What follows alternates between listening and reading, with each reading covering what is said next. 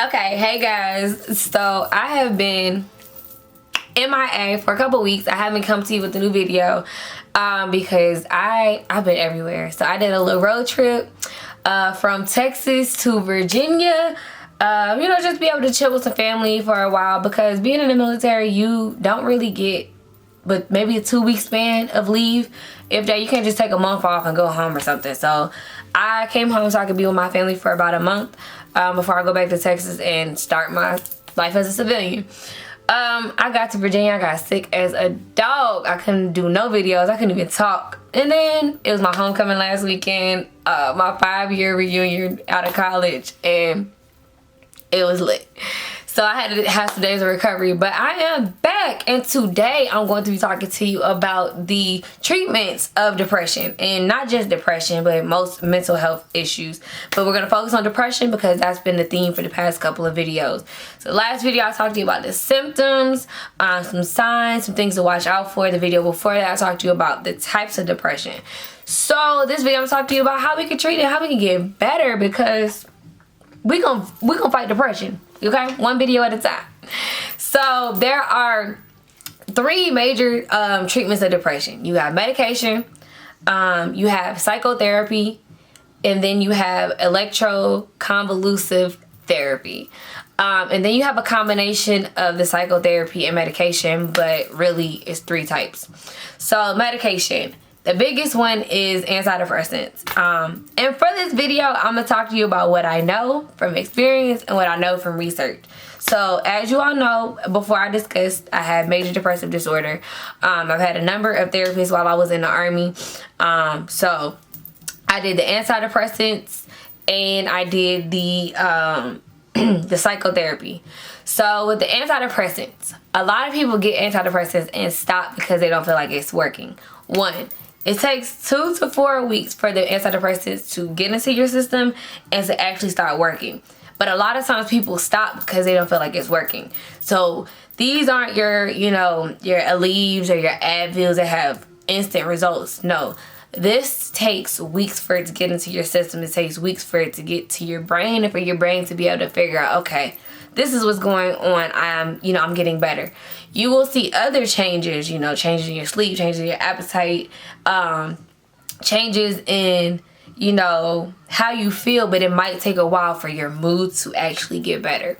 So, do not stop antidepressants on your own, because the problem with that is you might have withdrawal, you might have different symptoms than you had before, your condition may get worse.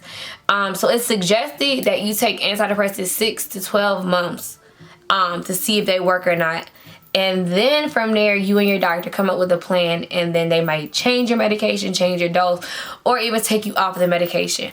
But you should never stop your antidepressants on your own, because the side effects, because one, you'll go back to the depressive state, and sometimes you might get worse because the antidepressants made you feel a little better. People that are 25 and under have a higher risk for suicide, ideation, suicidal thoughts, because of antidepressants. So doctors say this when they do prescribe it, but sometimes it might not, they might not say it for people that are over 25, but a major side effect of antidepressants is suicidal thought. So just take that into consideration when you are going in to see your doctor. So psychotherapy, talk therapy is what it really is. It's counseling. So with this, it's as often as you want, as often as you and your insurance can afford, or as often as your doctor is available. So this, they just going to try to talk you through what you're going through. They're going to try to counsel you on what you're going through, try to, get you through what you're going through, and maybe help you see other sides of other outlooks. I want to say outpoints. Outpoint is not a word. Different outlooks on what you're going through. So from that, there's 3 different other types of counseling. So there's therapy. There's cognitive behavioral. So it's your brain, how it thinks, and your behavior that comes from how your brain thinks.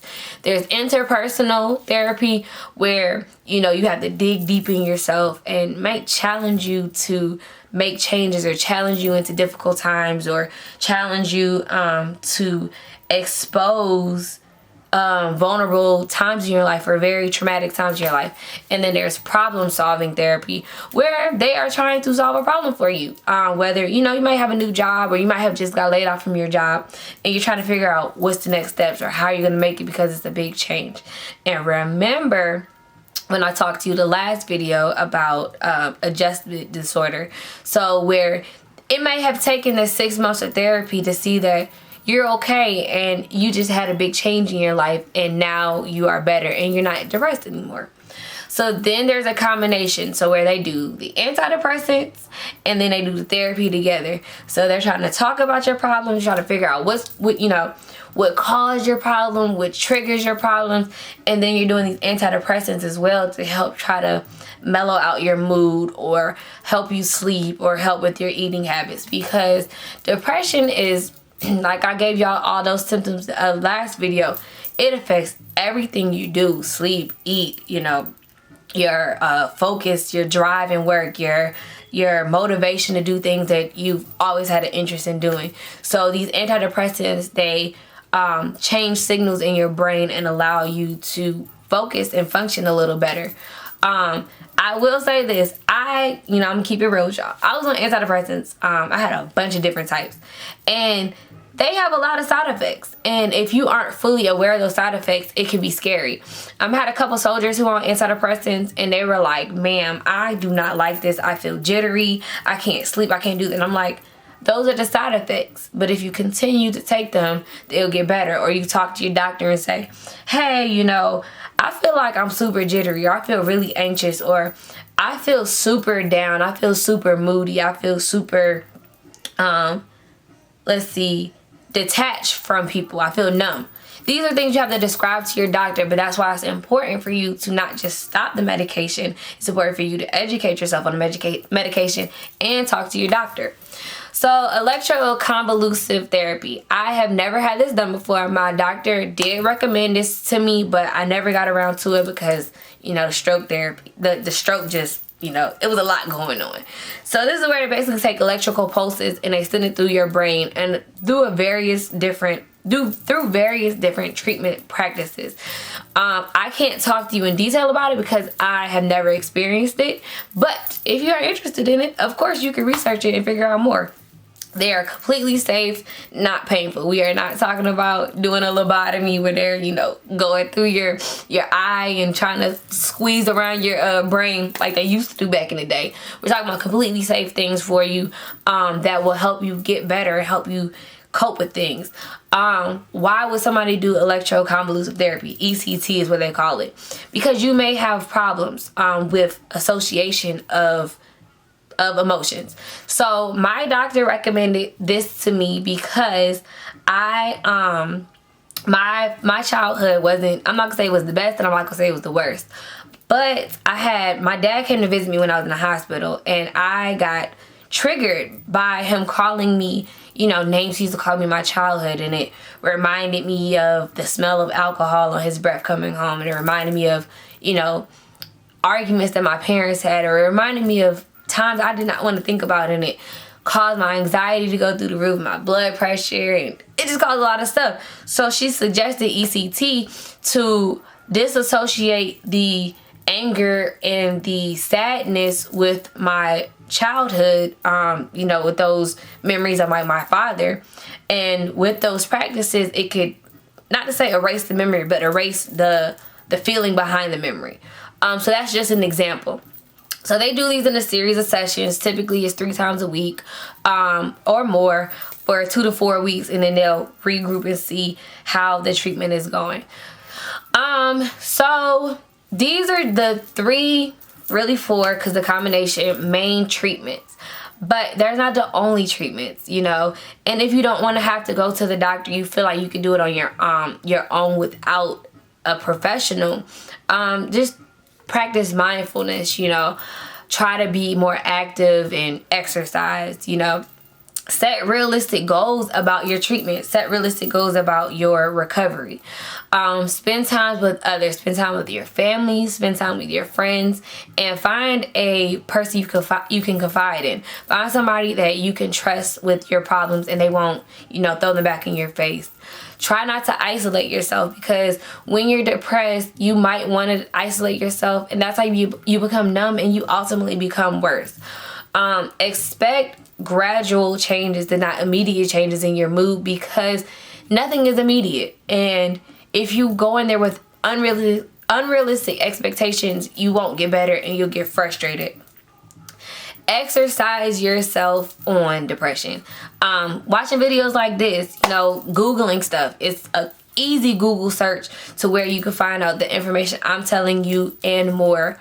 And then try not to make any immediate or major decisions while you're depressed.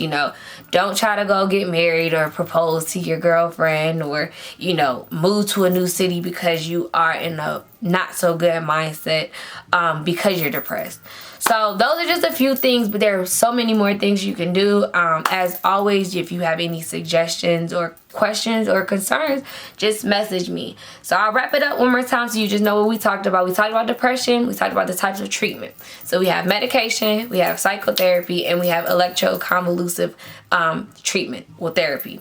So as always, thank you so much for watching this video. Hopefully you learned something. Hopefully this video, dusted off some of the nerves if you were feeling nervous about going to see a doctor.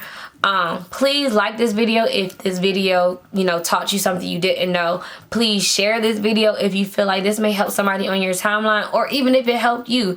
And if you haven't, subscribe to my channel, please, and share something that you might want to talk about or something you want to see me talk about in the future. Thank you so much for watching this video, and I hope you have a great day.